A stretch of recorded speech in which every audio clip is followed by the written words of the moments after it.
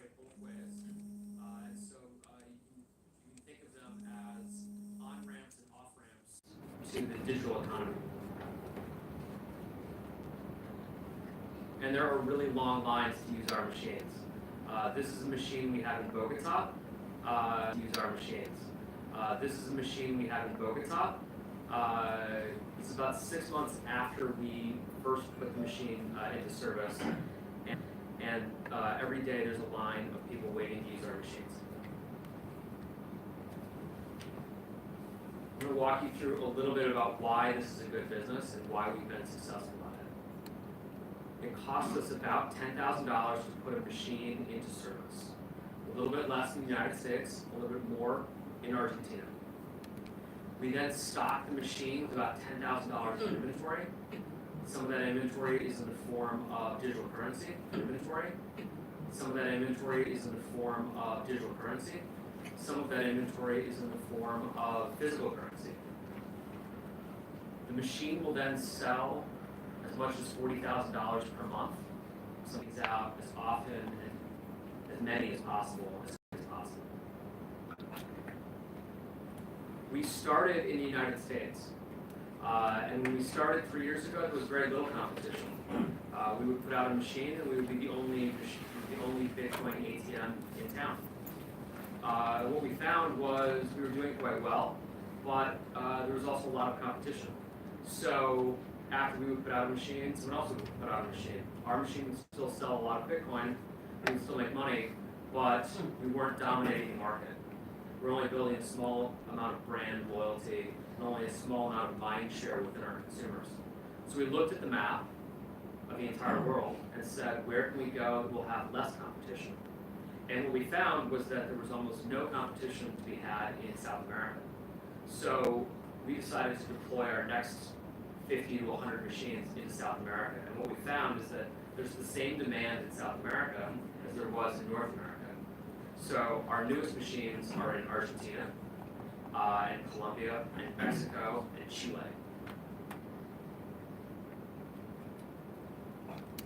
What we have built in the United States is replicable everywhere else. We start with a strong culture of compliance, and then we build on top of that with our customer service, our cash logistics, and our general management. We've been able to build local teams in Colombia, Argentina, and Mexico, and leverage that success. Really taking what's worked very well for us and extending it out into other countries.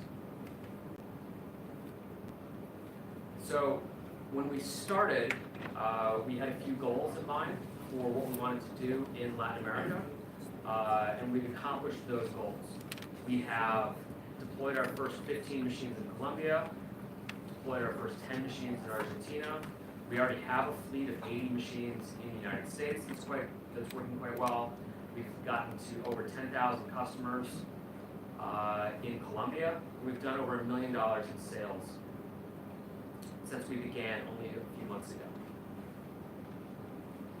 Our next phase of this project will involve us integrating with other payment platforms, including Argentina's Nubi, Colombia's Rappi system, expanding our Mexican presence, adding machines in Brazil, adding machines in Chile, and eventually getting to several hundred machines deployed all throughout South America.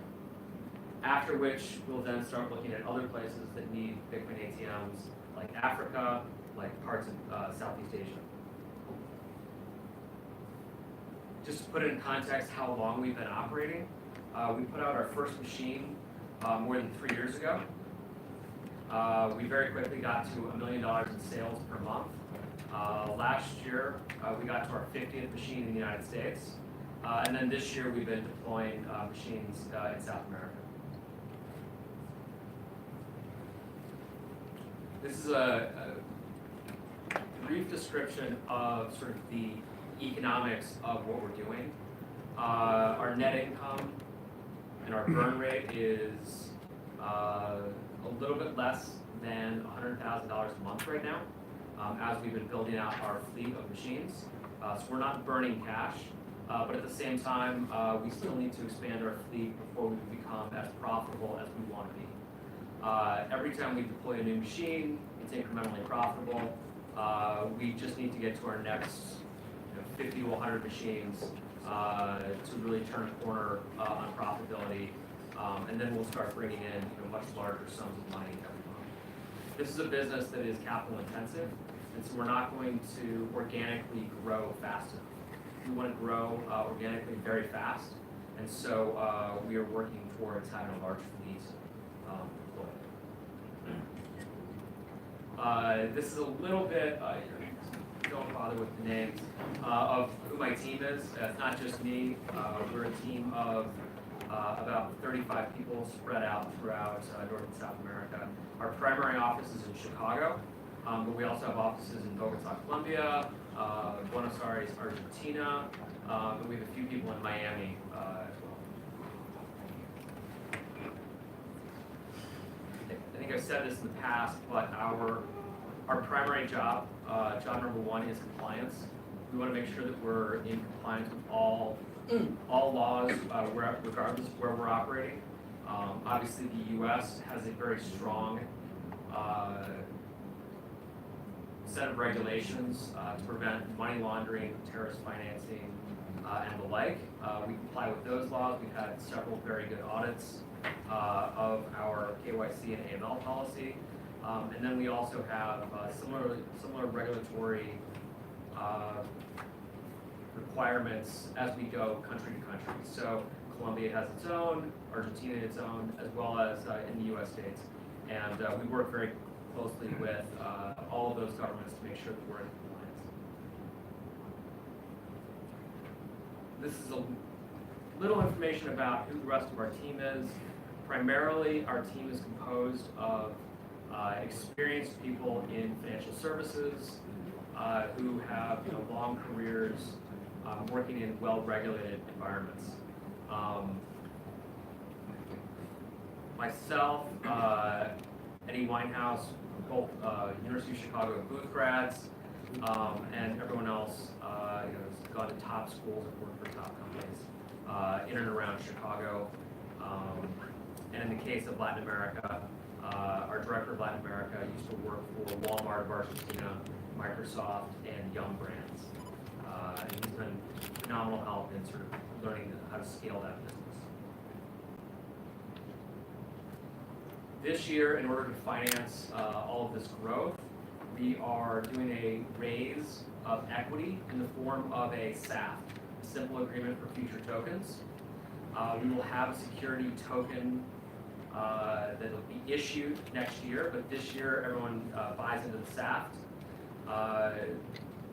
We're valuing the company before money at $30 million. And then after the raise, the holders of the SAF will own 1/3 of the company.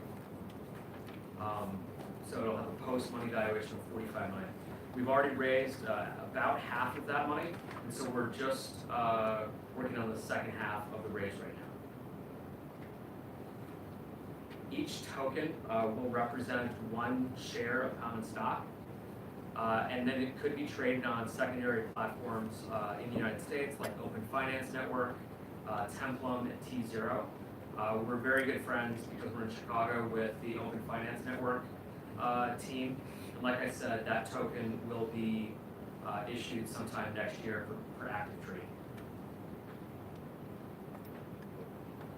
My lawyers made me write all of that.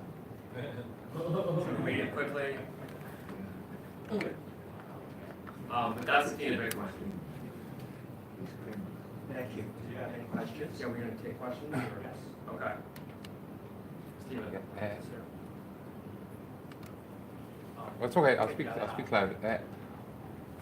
What's the average amount that somebody takes their cash and deposits, just roughly?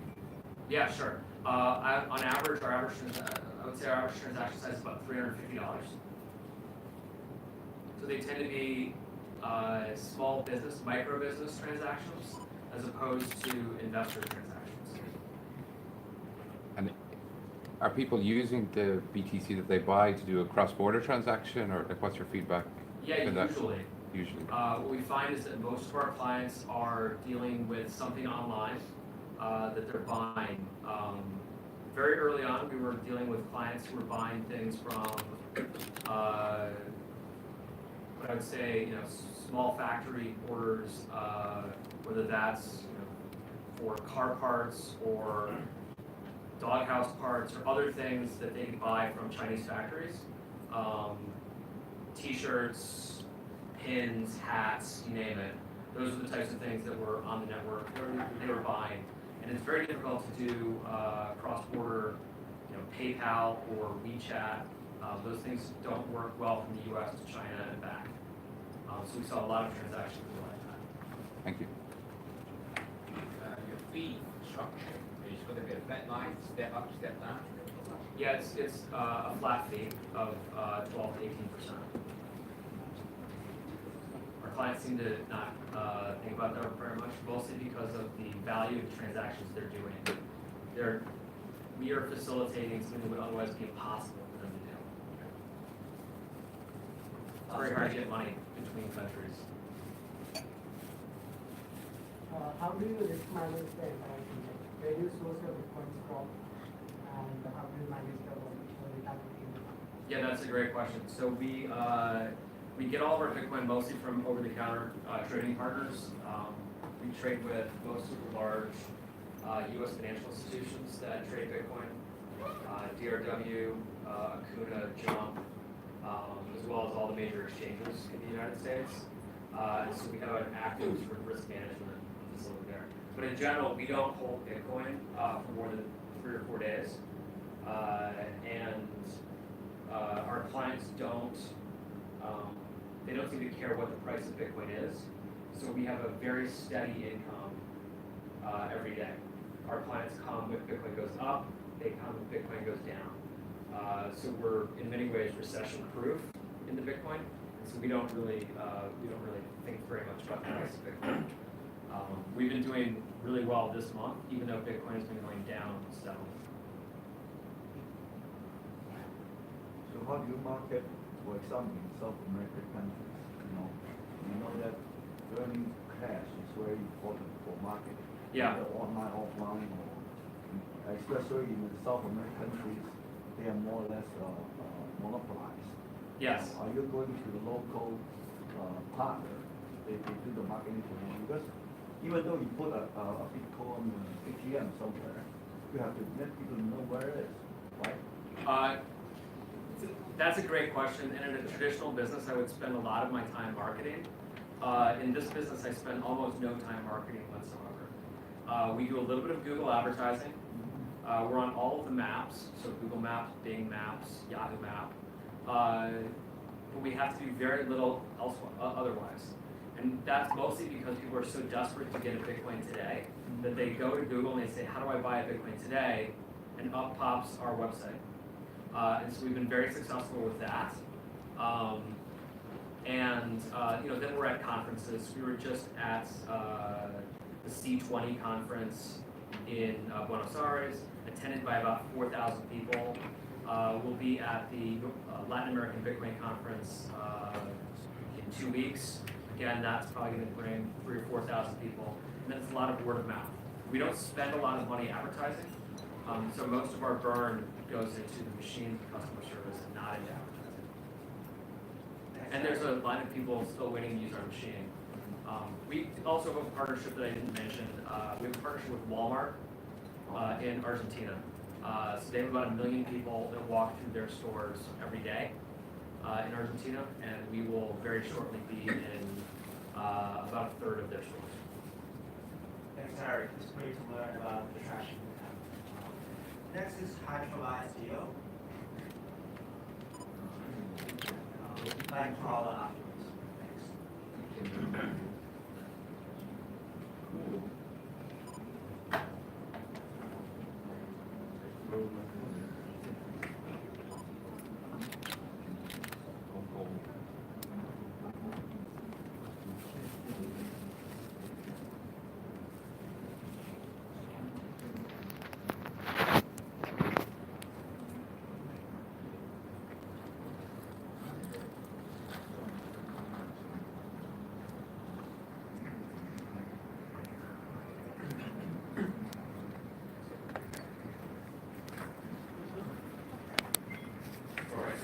Hi, good afternoon to you, by the way. A bit about my background. I've done internet marketing, online marketing, and affiliate marketing since 2013, and from 2015 onwards, I got mid 2015, I got into cryptocurrency or DC dealing. Still doing that now, but I've been a long-term supporter of the project called MateSafe. For those that don't know, it's similar to IPFS in that it's basically trying to decentralize the internet, make the service. So, and after consent in Singapore, which is not long ago, like September, I had this idea of starting this project. So it's pretty new, so I'm looking for some seed fund for the MVP that's going to be out. But anyway, so let's start with this project. So basically, the project is trying to, I'll present this project in different components. So there is the first component, which is a decentralized serverless instance, which basically is, I don't know if anyone heard of MateSafe or IPFS. For those that haven't, it's basically trying to, because right now all of our devices, like computers and phones, are connected to the network, but our servers are centralized. Like every time when I go to Google, for example, my computer is connecting directly. But since